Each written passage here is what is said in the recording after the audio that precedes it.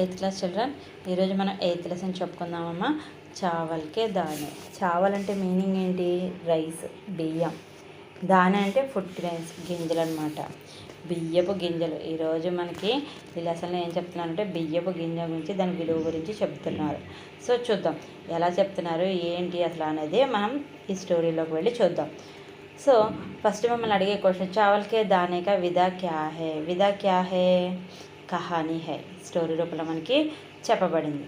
చూడండి, ఇక్కడ ఎడ్ల బండి మీద ఒక అతను బియ్యపుకి సంబంధించిన మొత్తం పంటని నెత్తి మీద పెట్టుకున్నాడు. చూసారు కదా, చూడండి ఎడ్లు బట్టలు మోసుకుని వెళ్తున్నాయి మొత్తం. చూడండి చుట్టూ పల్లెటూరు ఎంతో అందంగా ఉంది కదా. ఇప్పుడు దీనికి సంబంధించిన లెసన్ని మనం చూద్దాం. చూడండి, తెనాలి రామ్నే తెనాలికే రహనే వాలే థే. తెనాలి రామ్నే తెనాలికే రహనే వాలే థే అంటే తెనాలి రాముడు తెనాలిలో నివసిస్తూ ఉండేవాడు. వే బహుత్ చతుర్ ఔర్ జ్ఞాని వ్యక్తి థే. చాలా చతుర్ అంటే చమత్కారాలు ఆడేవాడు. వ్యక్తి అంటే ఏంటి? పర్సన్, మనిషి అన్నమాట. జ్ఞాని చాలా తెలివైనవాడు కూడాను. యహ ఘటన ఉన్ దినోం కి హై. సో మనకి ఈ ఘటన, మనకి చెప్పబడిన స్టోరీ ఆ రోజుల్లో జరిగిన స్టోరీ అట. జబ్ ఉన్కి ములాకాత్ రాజా శ్రీకృష్ణదేవరాయసే నహీ హుయి థీ. అప్పట్లో రాజుగారిని ఇంకా శ్రీకృష్ణదేవరాయల్ని ఇంకా కలవలేదు. తెనాలి రామకృష్ణుడు ఇంకా కలవలేదు. ఇక్కడ ములాకాత్, ఉన్కి ములాకాత్. జబ్ ఉన్కి ములాకాత్ శ్రీకృష్ణదేవరాయసే నహీ హుయి. అతను ఇంకా శ్రీకృష్ణదేవరాయలతో కలవని రోజులు అనమాట అది. एक दिन वे राजा कृष्णदेवराय से मिलने उनकी राजधानी हंपी पहुंची. ఒకరోజు ఏం జరిగిందట? రాజా శ్రీకృష్ణదేవరాయలని కలుద్దామని తెనాలి రామకృష్ణుడు అతని రాజధాని అయిన హంపీకి వెళ్ళాట. ఉన్హోనే సునాత, ఆయన విన్నట్ట. ఏం విన్నట్ట? ఉన్హోనే సునాత కి రాజా జ్ఞాని లోగోం కా బడా ఆదర్ సత్కార్ కర్తే హే. ఆయన విన్నట్ట, తెనాలి రామకృష్ణుడు విన్నట్ట. ఏం విన్నట్ట? జ్ఞానుల్ని, గొప్పవాళ్ళని, మంచివాళ్ళని రాజుగారు ఆదరిస్తారు, సత్కరిస్తారు అని తెనాలి రామకృష్ణ విన్నట్ట. తెనాలి రామ్నే హంపీ పहुंची. వెంటనే ఆయన ఏం చేశాడు అంటే శ్రీకృష్ణదేవరాయలని కలుద్దామని తెనాలి రామకృష్ణుడు హంపీ వెళ్ళాట. ఉన్హోనే రాజ్ దర్బార్ మే పేష్ కియా గయా హై. ఆయన్ని రాజ్ దర్బార్లో, సభలో ఎవరిని? తెనాలి రామకృష్ణుడిని సభలో ప్రవేశపెట్టారట. రాజానే ఉన్హోనే ఏక్ కవిత సునానే కే కహా. అప్పుడు రాజుగారు శ్రీకృష్ణదేవరాయలు ఏమన్నారట? ఒక కవిత చెప్పమ్మా అని అడిగాట ఆయన్ని. తెనాలిని ఏక సుందర్ కవిత సునాయి. అప్పుడు వెంటనే తెనాలి రామకృష్ణ చాలా సంతోషించి ఒక అందమైన కవిత చెప్పాట. రాజాకు ఉనికి కవిత పసంద్ అయి. చాలా బాగా నచ్చేసిందట రాజుగారికి ఆ కవిత. ఇనాం అంటే గిఫ్ట్. ఇనాం మాంగనే కో కహా. సో నీకు ఏ గిఫ్ట్ కావాలో అడుగు అన్నట్ట. ఉన్హోనే కహా. ఉన్హోనే అంటే అప్పుడు తెనాలి రామకృష్ణ చెప్పాట, మహారాజ్ క్షమాకరు. సో మహారాజు గారు నన్ను క్షమించండి. మేరే ఆపస్ మే కేవల్ ఏక్ నివేదన హై.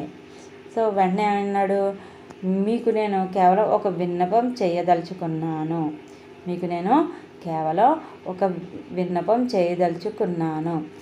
సో అంటే రాజుగారికి వెంటనే క్షమించండి అని ఎందుకు చెప్పాడు అంటే ఆయన అంటే వినమ్రంగా, ఆయన అడిగిన క్వశ్చన్కి చాలా వినమ్రంగా చెప్పాలి కాబట్టి క్షమించండి, నేను మిమ్మల్ని ఒకటి అడగాలి అనుకుంటున్నాను అన్నాడు.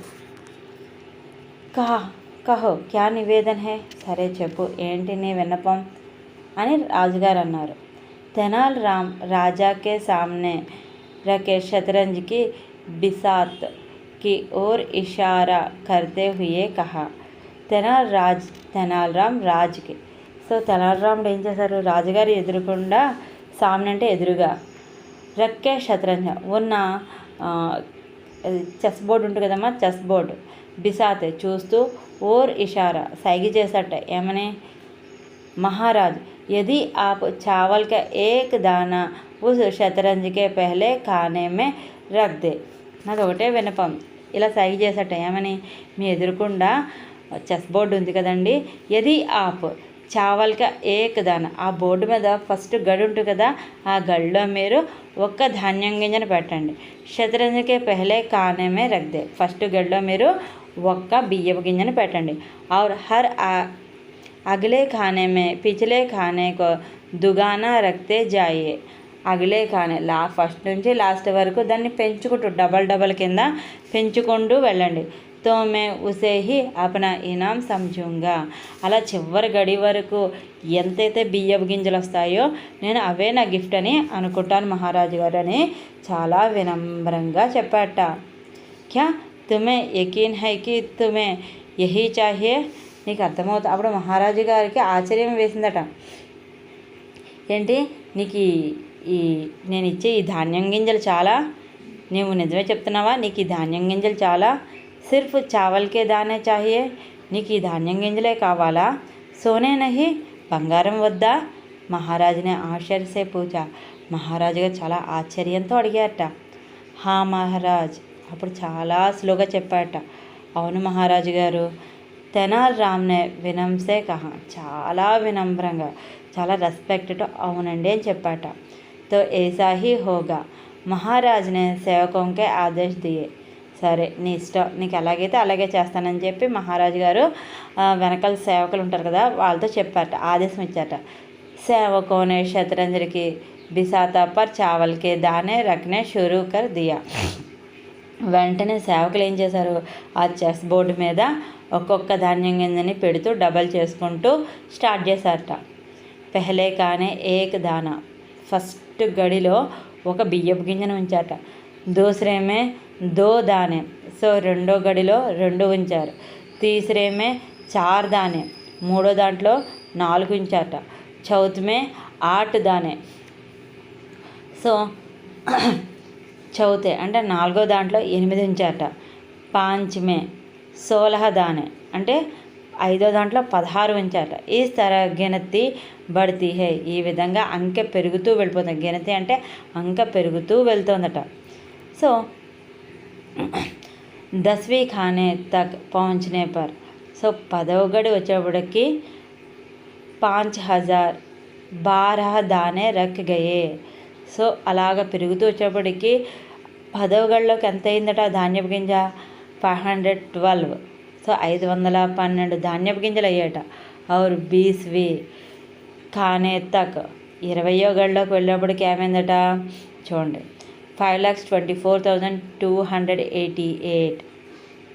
సో 5,24,288 గింజలు పెట్టారట 10వ దాంట్లో. इस प्रकार शतरंजर की आधी बिसाता यानी 32 खाने तक पहुँचने तक दानों की संख्या 214 करोड़ से भी ज़्यादा तक पहुँच चुकी थी. ఇలా పెరుగుతూ వెళ్ళేప్పటికి 32 ఖానా దగ్గరికి వచ్చేప్పటికి ఆ బోర్డు దగ్గరికి వచ్చేటప్పటికి ఎంత వచ్చిందట సంఖ్య 214 కరోడ్ అంటే కోట్లు అన్నమాట. ఫర్ ఎగ్జాంపుల్ 214 కరోడ్ 214 కోట్ల బియ్యపు గింజలు వచ్చాయట. యహ దృశ్య దేకర్ రాజ్ దర్బార్ మే సభీ హరౌనాతే. ఈ దృశ్యాన్ని చూసి మొత్తం సభలో వాళ్ళందరూ షాక్ అయ్యారట. अंत में यही स्थिति हो गई कि महाराज के पास अपना पूरा राज भंडार का अनाज ही तेनालीराम के हवाले में करने का सिवाय कोई दूसरा मार्ग ना रहा. సో ఇంక చివరికి ఏమైంది అంటే అంతమే చివరికి ఏమైంది యహ స్థితి ఓగై. ఇలాంటి స్థితి వచ్చిందట. ఎలాంటి స్థితి హొక్కి మహారాజుకే పాస్. మహారాజు గారి దగ్గర అపనా పూరా రాజభండార్. సో రాజభండార్లో చూడండి మన కేంద్రం దాచి ఇస్తుంది కదా, అలాగే రాజుగారి దగ్గర కూడా ఉంటుంది. మొత్తం బియ్యపు గింజలు అనాజ్ అంటే మొత్తం బియ్యపు గింజలు తెనాలికి హవాలే కర్నేకే. మొత్తం తెనాలి దగ్గరికి వెళ్ళిపోయాట మొత్తం వెళ్ళిపోయాట. శివాయి కోయ దూసరా మార్గ నారహత. అక్కడ మొత్తం ఇచ్చేయడమే తప్ప వేరే మార్గం అనేది కనబడలేదట. ఆ మొత్తం అయిపోవచ్చాయి. లాస్ట్ గడికి వచ్చేటికి మొత్తం అయిపోవచ్చాయట. సో ఇంకో మార్గం ఏమీ కనబడలేదట. నెక్స్ట్ అంటే అతని దగ్గర ఉన్నది మొత్తం అర్పించడం తప్ప వేరే మార్గం ఏమీ కనపడలేదు. తబీ తెనాల్ని ఉన్హోనే రోకా. అప్పుడు తెనాలి రామకృష్ణ ఏం చేశాడు చూడండి, ఇక్కడ నవ్వుతూ ఉన్నాడు తెనాలి రామకృష్ణుడు. నవ్వుతూ ఉన్హోనే రోకా సైనికులు నాపాట. ఔర్ కహా అప్పుడు చెప్పాట, మహారాజు గారు మే ఆపస్ మే కుచ్ నహీ చాతా హూ. నేను మీ దగ్గర నుంచి ఏమీ కోరుకోవట్లేదు. मैं तो सिर्फ आपको दिखाना चाहता हूँ. నేను కేవలం మీకు చెప్పాలి, చూపించాలి అనుకుంటున్నాను.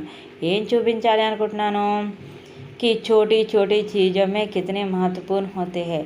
చిన్న బియ్యపు గింజ ఇందాక నేను అడిగితే చిన్న బియ్యపు గింజే కదా అని మీరు అనుకున్నారు.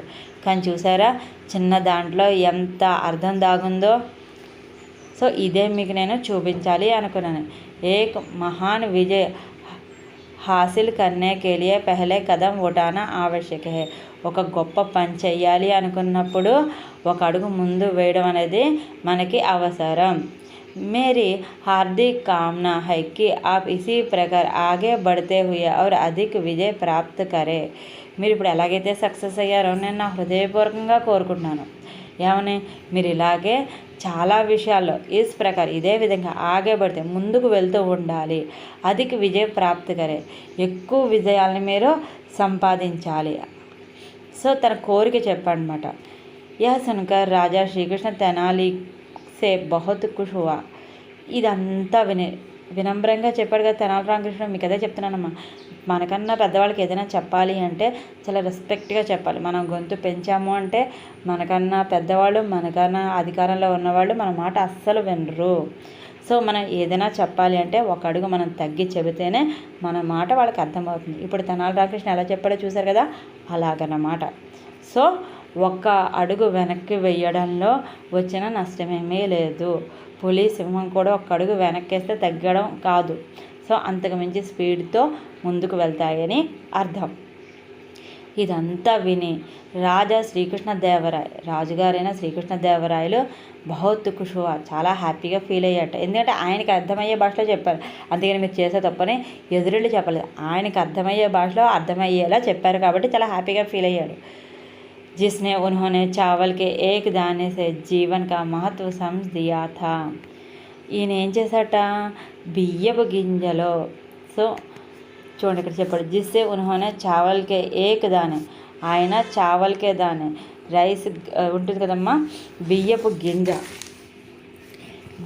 గింజలో ఆ రైస్ ఫుడ్ గ్రెయిన్స్ ద్వారా, బియ్యపు గింజ ద్వారా ఏక్ దానేసే జీవన్ కా మహత్వ, జీవితంలో మహత్వమైన విషయాన్ని అర్థమయ్యేలా మనకు చెప్పారు. ఎవరు? తెనాలి రామకృష్ణుడు. उन्होंने तुरंत तेनाली को सम्मान के साथ अष्टदिग्गजों में शामिल कर लिया. ఇన్ని తెలివితేటలు ఉన్నవారిని ఎవరో వదులుకోరు కదా. అలాగే రాజుగారు కూడా ముందుగా ఆలోచించి ఆయన్ని సన్మానించి, ఆయన అంటే ఎవరు? తెనాలి రామకృష్ణుని సన్మానించి అష్టదిగ్గజాల్లో ఒక్కళ్ళ కింద ఆయన్ని చేర్చుకున్నారు. సో ఇప్పుడు అర్థమైందమ్మా, ఏదైనా సరే మనకన్నా పెద్దవాళ్ళకి కానీ లేదు అధికారంలో ఉన్న వాళ్ళకి కానీ ఏదైనా వాళ్ళు చేసిన పని తప్పు అని చెప్పడానికి, లేదు వాళ్ళు చేసిన పని కొంచెం అటు ఇటుగా ఉంది అని చెప్పడానికి మనం ఏ పద్ధతిని ఎంచుకోవాలో డైరెక్ట్గా వెళ్ళి చెబితే ఎవ్వరూ వినరు. కానీ వాళ్ళకి అర్థమయ్యే భాషలో చెబితే మాత్రం ఇలాగే మెచ్చుకొని మంచి మంచి సన్మానాలు కూడా మీరు కూడా పొందొచ్చు. కాబట్టి ఎప్పుడైనా సరే పెద్దవాళ్ళతో మాట్లాడుతున్నప్పుడు రెస్పెక్ట్గా ఒక అడుగు తగ్గి మాట్లాడడం వల్ల మంచి జరుగుతుంది అని చెప్పి ఈ లెసన్లో మనం తెలుసుకున్నాం. Okay children.